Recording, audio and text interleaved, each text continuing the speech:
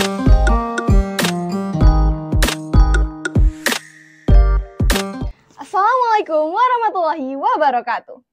Ladies and gentlemen, kembali lagi di podcast SMA Islam Terpadu Al-Furqan Palembang dengan tema One Day with Professor.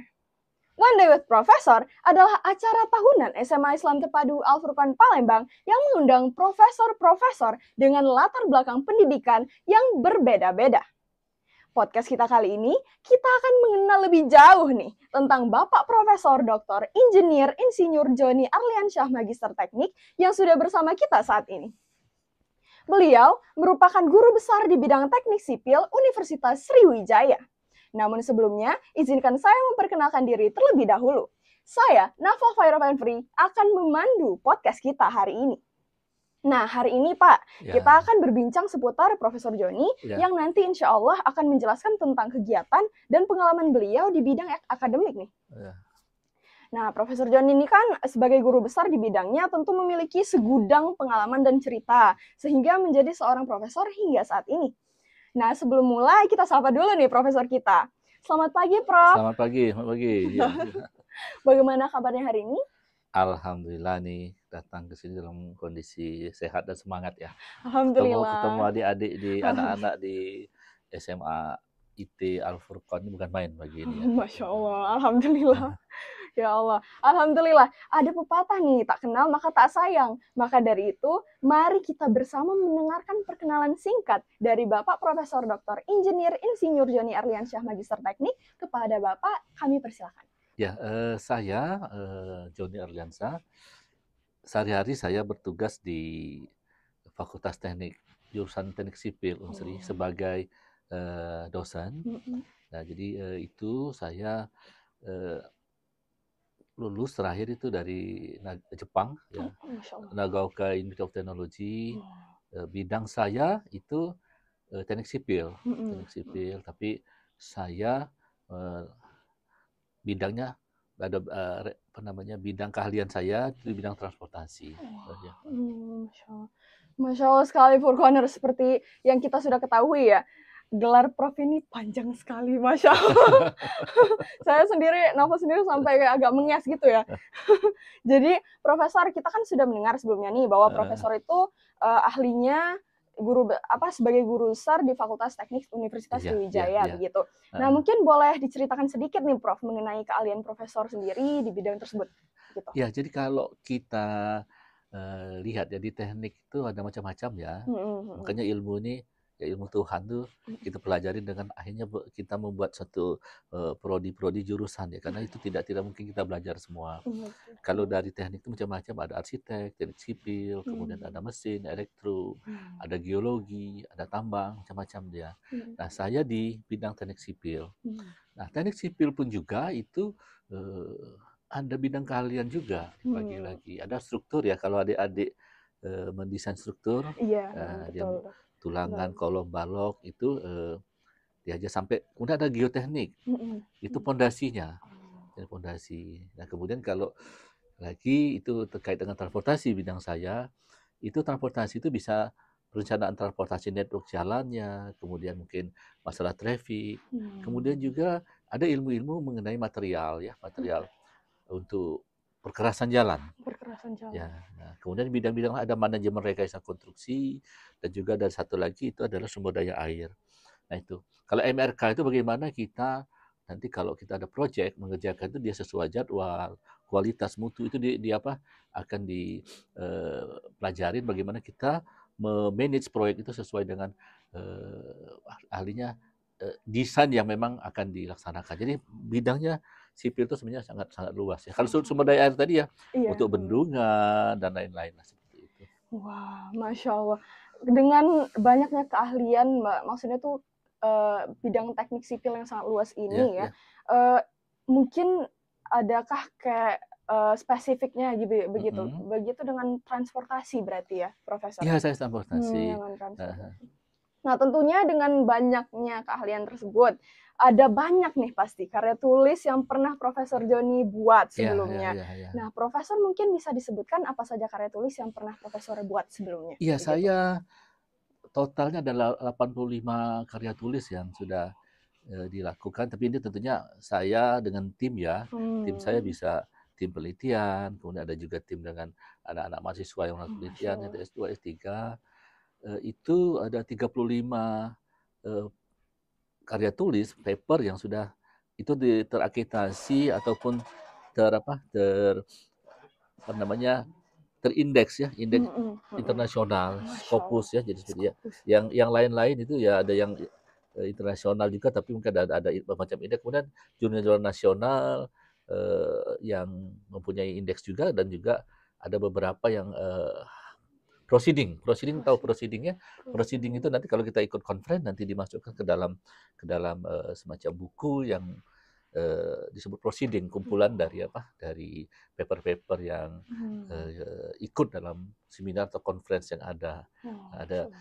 Jadi kalau tadi ditanyakan bidang apa ya, tadi saya banyak mengenai network ya, pengembangan jaringan jalan, kemudian juga traffic, dan kemudian juga bahan material, dan juga tentunya dari beberapa ilmu artificial intelligence. AI. Ya, yang mesti kita masukkan ke dalam model. Ya, sedikit matematis kalau saya ya.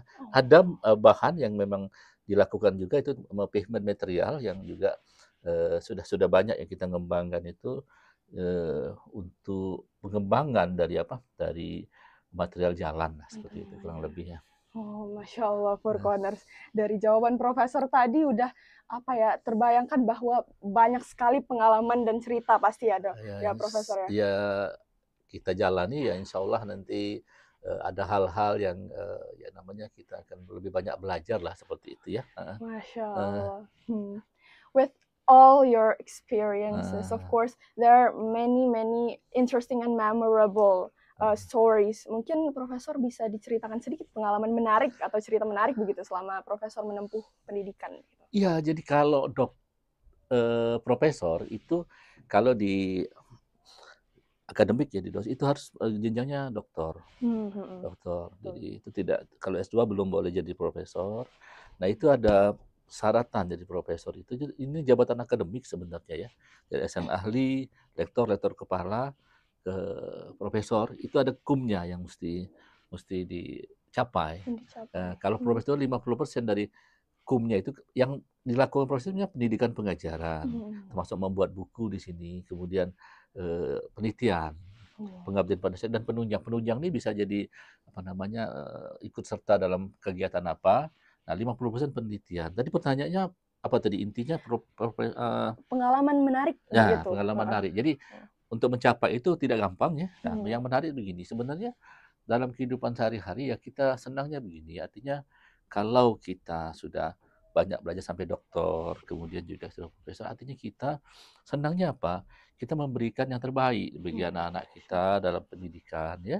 Nah, kemudian untuk penelitian juga kita bisa membimbing secara baik ya. Secara baik artinya anak-anak kita yang S2, S3, S3 ada 8 yang saya bimbing ya. Yang sudah lulus mungkin dari 10 lah, belum terlalu banyak.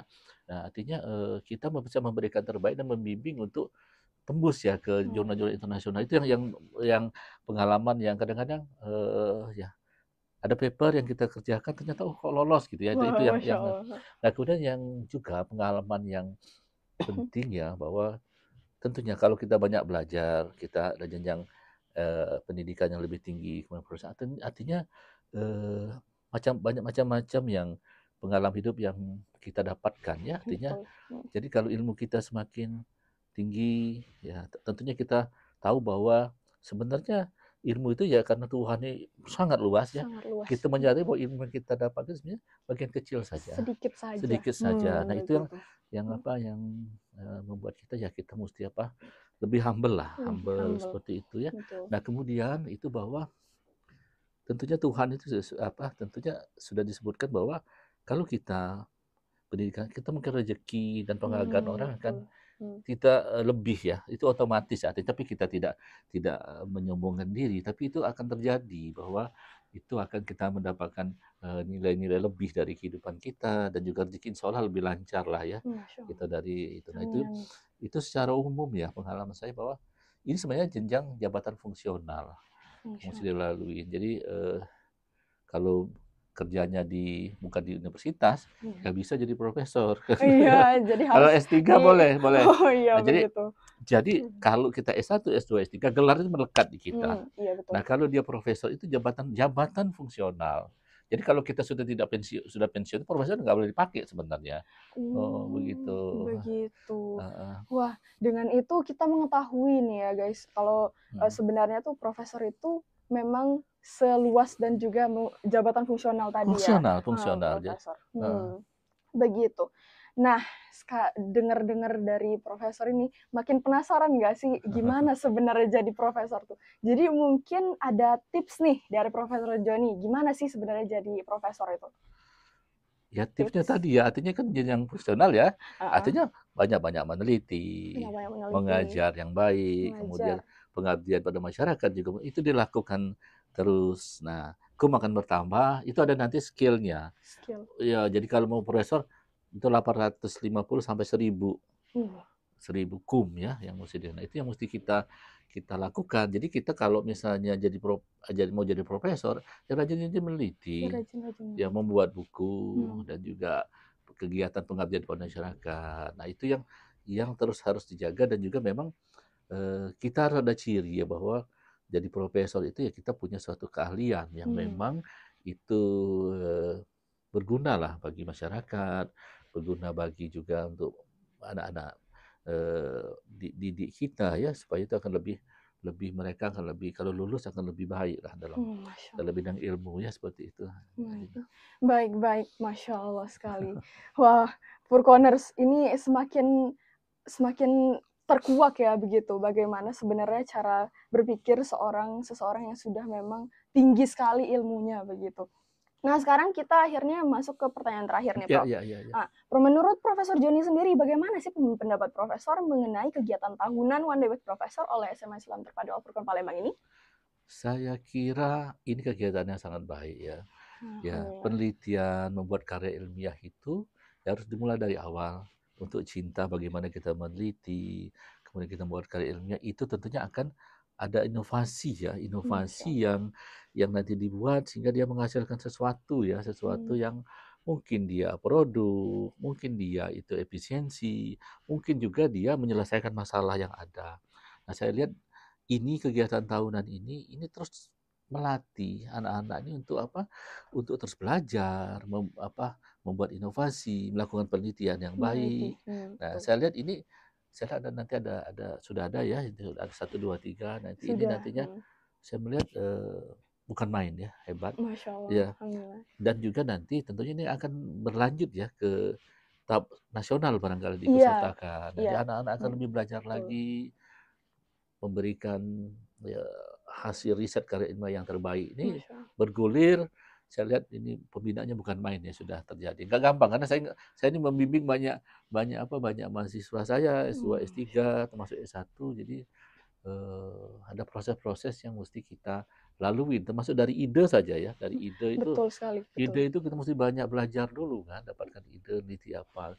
Kemudian selain ide, kita nggak cuma ide pun juga, dan juga pelaksanaannya itu harus banyak belajar, membaca. Nggak ada nanti kita tahu-tahu bangun tidur, dapat ide ini, nggak ada. Kita belajar dulu sampai sejauh mana ya riset atau penelitian orang tentang itu. Jangan sampai nanti udah sama dengan orang lain kan. Kebaruan. Keterbaruan. Nah, sampai di sini. Nah, kita baru berpikir apa sih yang mesti kita kerjakan. Nah, untuk mendapatkan sesuatu yang lebih dari situ, ya banyak belajar kita. Belajar gali, ini nanti kita coba dengan teknologi ini, nanti kita akan menghasilkan ini. Nah, itu yang proses yang saya kira nggak gampang, tapi bisa dilalui kalau kita banyak belajar, semangat ya itu, dan juga ada pembimbing yang sudah terbiasa. Jadi kalau ikut nggak karya ilmiah, ikut ya begitu kan yang kita lalui kan, pembimbing, dan kita juga nggak ini harus banyak belajar, membaca. Inovasi itu apa? Ya mesti ada hal-hal yang mesti kita siapkan. Itu saya kira yang perlu ya, saya kira itu. Masya Allah guys. Tapi satu hal ya, ini bukan main saya lihat ya. Prestasi saya lihat dari Ibu Nora ya, itu sudah banyak ya prestasi karya ilmiah. Yang mudah-mudahan tahun ini akan lebih baik lagi ya. Amin ya Allah, amin ya rabbal alamin. Masya Allah, luar biasa sekali ya Prof Furkoners, kita ngomongin seputar Profesor Joni ini. Nah, jika kita lanjutkan ini nggak kelar kayaknya sehari ya, Prof ya. Terima kasih banyak kepada Profesor Joni karena telah berkenan sharing-sharing tentang berbagai cerita dan pengalaman Profesor yang luar biasa sekali, menginspirasi, dan insya Allah kelak akan sangat bermanfaat bagi kita semua ya. Amin Ya rabbal alamin. Demikian perbincangan podcast kita hari ini. Saya Nafa Faira Fentri bersama dengan Profesor Dr. Insinyur Joni Arliansyah, Magister Teknik, izin pamit undur diri. Wassalamualaikum warahmatullahi wabarakatuh. Waalaikumsalam warahmatullahi wabarakatuh. Al Furqan, pembeda.